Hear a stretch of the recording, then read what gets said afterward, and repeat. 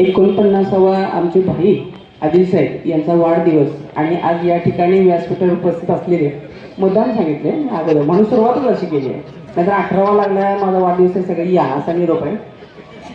ज्यांचं नेतृत्व, वक्तृत्व आणि कर्तृत्व या कोल्हापूर शहराने पाहिलेलं आहे असे आदरणीय क्षीरसागर साहेब,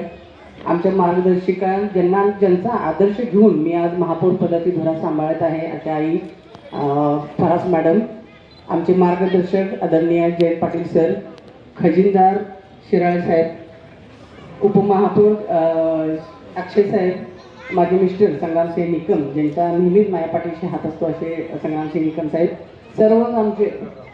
कुठं दिसत तर नाही, आमचे मार्गदर्शक गटनेते जाधव साहेब, सर्वच आमचे पदाधिकारी, नगरसेवक, नगरसेविका आणि प्रशासकीय सर्व अधिकारी